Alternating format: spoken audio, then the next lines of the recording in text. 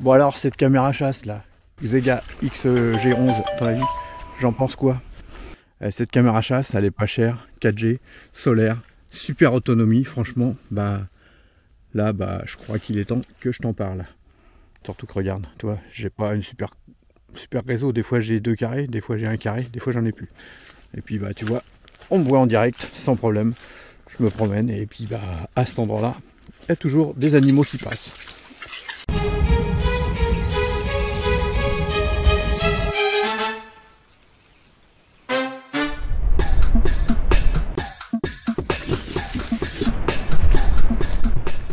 Bonjour les amis, là regardez, vous vous demandez ce que je fais. Bah en fait je suis en train de mettre la caméra chasse 4G Xega XG11. Alors cette caméra chasse là, tu vois, eh ben elle envoie des notifications sur ton smartphone, hein, puisque c'est une caméra 4G. Bon, tu vois là, je vais la rechercher, je suis à un autre endroit. Bon, qu'est-ce qu'on va faire dans cette vidéo là? T'as l'impression que c'est un peu confus? Ben non, allez, on regarde, ça va être le test complet. On va analyser les images d'une carte mémoire. Donc voici les différents dossiers. Il y a 3 dossiers et 4 petits fichiers. Alors les fichiers log, hein, c'est pour le service technique au cas où on peut voir tout ce qui s'est connecté, toutes les connexions. Ces fichiers-là, en fait, vous y touchez pas, il n'y en a pas besoin. HDPIC, ça va être le dossier dans lequel il y aura les photos si vous en faites. Moi, j'en ai pas fait. Hein. C'est si vous recevez par exemple une notification, vous cliquez sur photo, elle va se télécharger dans votre smartphone, mais elle va également se mettre là. Snap, c'est les petites vignettes que vous allez voir lorsque vous êtes sur votre smartphone. Vous voyez, alors c'est tout petit. Ah oui, forcément. Alors on va le mettre plus petit pour que ce soit plus simple. C'est du 640 par 360, c'est juste histoire de voir à quoi correspond la vidéo qui a été faite.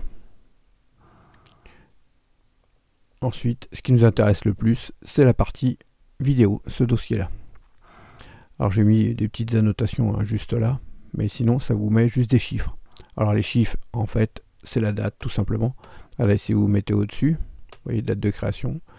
Donc c'était le 17 à la fin, novembre, puisque là 11 c'est novembre, et 24 pour 2024.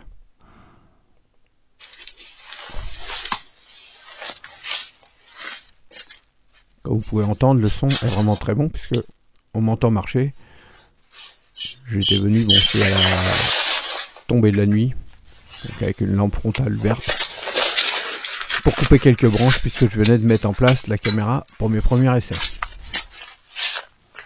On va aller voir si on peut voir une vidéo avec des animaux. Voici la nuit. Alors une vidéo de 55 secondes, ça fait 6,82 mégas. Vous voyez, pour du 2K. C'est-à-dire 2304 pixels par 1296. Alors combien d'images par seconde? On va regarder ça. Propriété. Alors on est à 15 images par seconde. Pour que ce soit fluide, vraiment, il faudrait du 25 images par seconde. La caméra a supporté la neige et le froid sans problème. Vous voyez, là on est en sous-bois. On voit qu'il est tombé pas mal de neige. On va aller voir plus loin.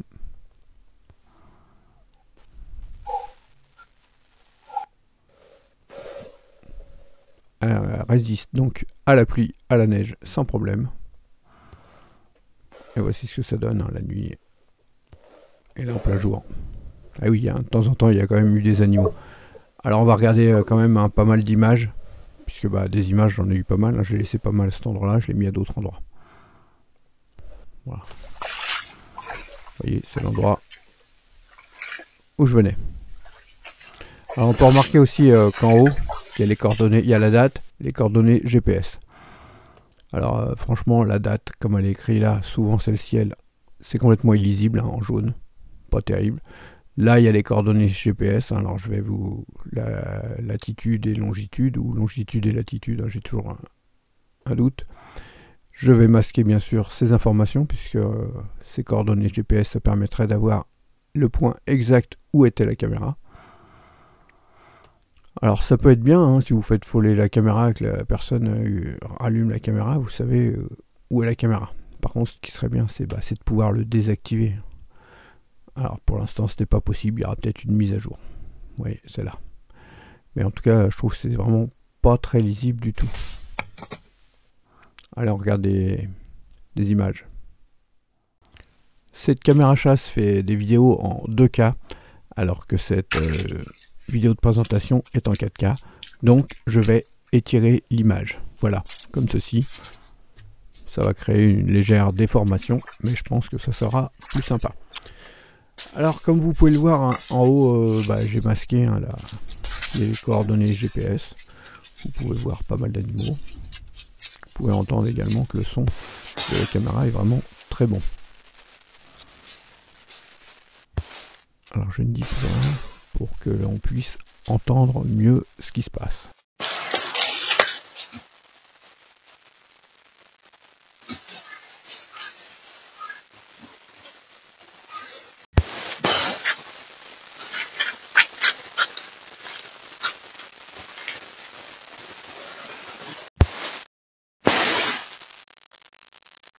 Alors tu vois, elle est sympa en plus. Elle est petite, mais le problème c'est que regarde, pour l'éteindre, c'est là en dessous. Moi, j'arrive même pas à te montrer. Le bouton il est vachement petit pour pouvoir le retirer, pour éteindre et allumer. Voilà, c'est un des défauts. Le deuxième défaut, c'est l'affichage de la géolocalisation. Il faudrait avoir la possibilité de l'activer ou le désactiver si on souhaite. Voilà, sinon franchement elle est top. Après tu la replies l'antenne comme ça pour la promener, tu la sors, le panneau solaire tu le laisses en place. Bah ouais, si tu vas pas le balader tout le temps. Puis bah là je vais l'emmener à recharger.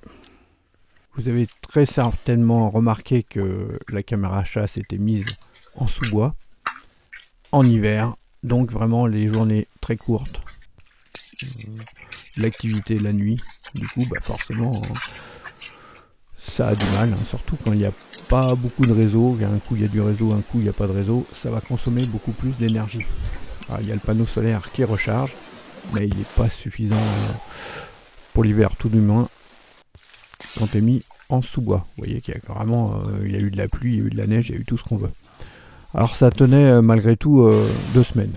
Par contre après je l'ai positionné ailleurs, et là tiens beaucoup plus.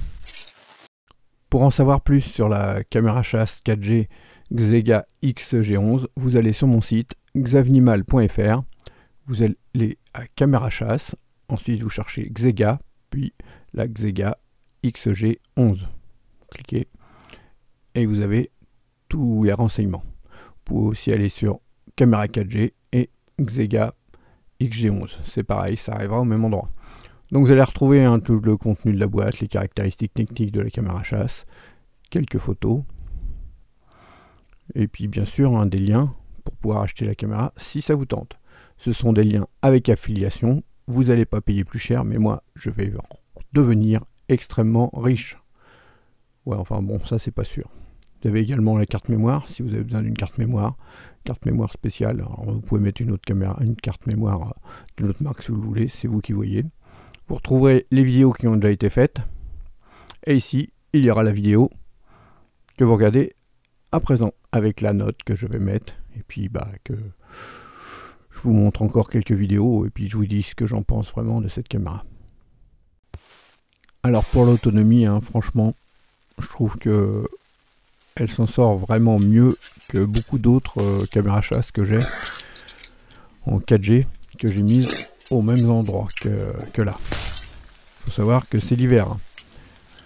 Pensez qu'en été, toutes les caméras avec des panneaux solaires vont fonctionner beaucoup mieux qu'en hiver, quand à 17h il fait déjà nuit et puis que il n'y a pas trop de soleil, c'est nuageux, il pleut. Bon, voilà. Alors franchement, moi je l'aime bien cette caméra, je vous dis, les seuls 2 défauts que j'ai trouvés, pourrait y avoir une mise à jour, c'est en haut la géolocalisation. Alors ça peut être pratique, si on vous voit la caméra, vous savez où elle est, si la personne la rallume ou ne l'éteint pas. Mais par contre si vous voulez partager les vidéos, c'est pénible de ne pas pouvoir désactiver la géolocalisation. Et puis le petit bouton marche arrêt qui est vraiment très petit, qui est pas simple, mais bon, la caméra chasse 4G est vraiment de petite taille, du coup on peut pas faire de miracle. Voilà, cette vidéo se termine. N'hésitez pas à me dire ce que vous en pensez de cette caméra chasse 4G, si elle vous fait envie ou pas. Et puis je vous rappelle qu'il y a aussi une vidéo spéciale caméra 4G si vous voulez en savoir plus sur ce type de caméra. Allez, je vous dis à bientôt. Salut!